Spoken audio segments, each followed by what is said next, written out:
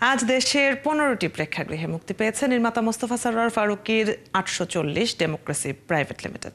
সিনেমাটি মুক্তি উপলক্ষে রাজধানীর স্টার সিনেপ্লেক্স SKS এ আয়োজন করা হয়েছিল বিশেষ প্রদর্শনীর। সিনেমাটি প্রযোজনা করেছেন Nusrat Imroz Tisha in association with Impress Telefilm.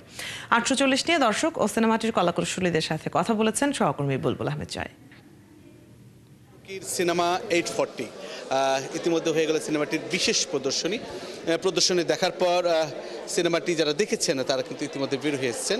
চলো শুনে আসি তারা কি বলছেন। খুব ভালো লেগেছে অ্যাজ এ প্রডিউসার রাইটার, এটা সবার দেখা উচিত। নতুনত্ব কিছু একটা, কারণ সব সময় প্রেম ভালোবাসার মুভি থেকে এটা একটু ডিফারেন্ট ছিল। অ্যান্ড যেহেতু এটা জেনজিদের খুব ভালো লাগবে, কারণ পলিটিক্যাল একটা মুভি। আমি স্পেসিফিক করব না কোনো দল বা কোনো পলিটিক্যাল পার্টিকে, কিন্তু এটা যেহেতু নতুনত্ব একটা movie and political related, so Gen Z যারা আছে, আমি জেনজি যাদেরকে বলবো যে নতুন যে জেনারেশন যারা আসলে দেশ রিফর্ম করতেছে, সো ওদের খুবই ভালো লাগবে মুভিটা দেখে, ওরা রিলেট করতে পারবে। আসলে প্রথমে বলবো যে এটা এই সময়ের গল্প, একেবারে কন্টেম্পোরারি, একদম এই নতুন যুগের সাথে একদম নতুন দেশে যেভাবে চলছে সেই গল্প। আপনারা এসে দেখুন। সব মিলিয়ে কেমন লাগলো এবং হচ্ছে যে বলছে নতুন প্রজন্মের সিনেমা হচ্ছে। হ্যাঁ, আমার কাছে তো ভালো লেগেছে, আমি এনজয় করেছি। এটা খুবই একটা সময় উপযোগী একটা প্রোডাকশন, এবং আমার কাছে ভালো লেগেছে কি এটা আমাদের অডিয়েন্সের জন্য বানানো হয়েছে। সবসময় হয় না যে আমরা নির্মাতারা একটা গ্লোবাল অডিয়েন্সের কথা চিন্তা করে একভাবে বানায়, আমাদের অডিয়েন্স দেখতে সেটা 2 বছর 3 বছর লেগে যায়, বাট এটা আমাদের জন্যই বানানো হয়েছে। এগুলো তো আসলে সোসাইটিতে যা হয় সেটার রিফ্লেকশন। তো মোস্তফা সরোয়ার ফারুকীর এই কাজটা আমার কাছে অন্যরকম লেগেছে এই কারণে যে এটা উনি প্রেডিক্ট করেছে আগে যা ঘটছে, মানে আমরা যা জুলাইতে দেখলাম এটা উনি 1 বছর আগে কাজ করেছেন, এবং এতটাই মানে কাছাকাছি, এতটাই ক্লোজ রিফ্লেকশন, যেটা আমি মনে করি যে it's a very good job. তার কাজের দ্বারা আমি অনেক ক্ষেত্রেই অনুপ্রাণিত। উনি বাংলা সিনেমাতে মানে এই নতুন সময়ে এসে আমি সবসময় মনে করেছি উনি নতুন কিছু দিক দিয়েছেন। যেমন যদি সংক্ষেপে বলি, দেখা যায় যে উনি যখন শুরু করলেন তখন ওই সময় কিন্তু ওনার কাজকে অনেকে হয়তো বলছে যে এটা অপসংস্কৃতি, এটা সেটা নানাভাবে অনেক সমালোচনাও করেছে আর কি। আমার কাছে ভালোই লাগছে, কারণ আমরা তো আসলে অনেক কষ্ট করে কাজ করি। যখন এরকম একটা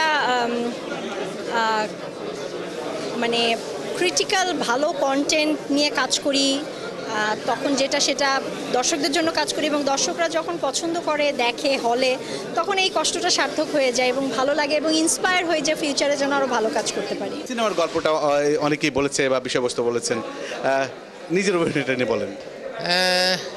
এই চরিত্রটা আমি এনজয় করেছি, এবং এই চরিত্রটা এটা তো অবশ্যই সরোয়ারের সৃষ্টি এই চরিত্র, আমি অভিনয় করেছি, এবং এর ভেতর দিয়ে কিন্তু আমাদের চরিত্রটা বোঝা গেছে।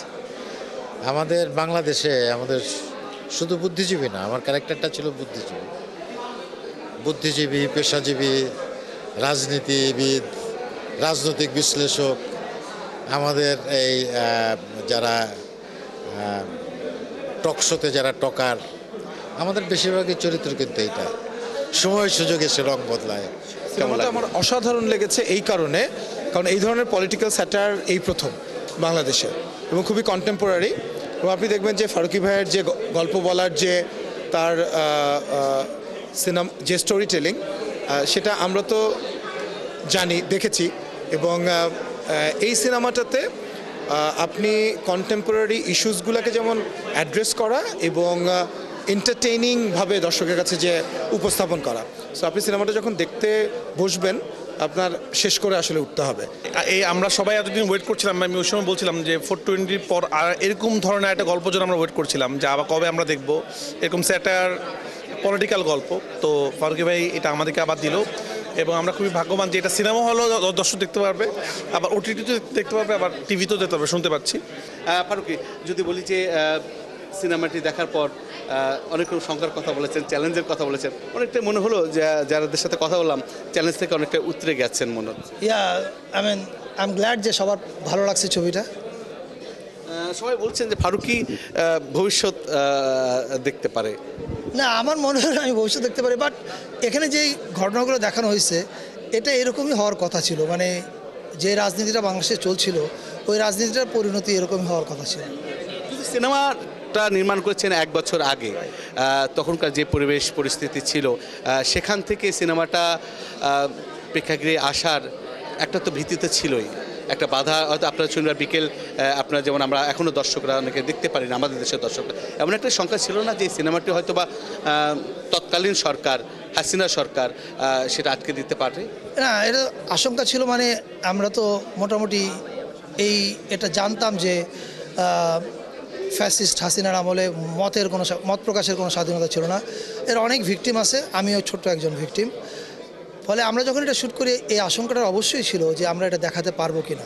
এর পলিটিক্যাল স্যাটায়ার, কিন্তু পলিটিক্যাল মানুষের যে চরিত্রটি অর্থাৎ বিগত দিনে দেখে এসেছেন বাংলার মানুষ বা দেশের মানুষ, সেটাই কিন্তু অনেকটা সুন্দরভাবেই কিন্তু মোস্তফা সরোয়ার ফারুকী তার এই সিনেমাটিতে তুলে ধরেছেন, যেটা আজকে যারা বিশেষ প্রদর্শন ছিল তারা প্রশংসা করেছেন এবং আগামীতে যারা দেখছেন তাদেরও ভালো লাগবে।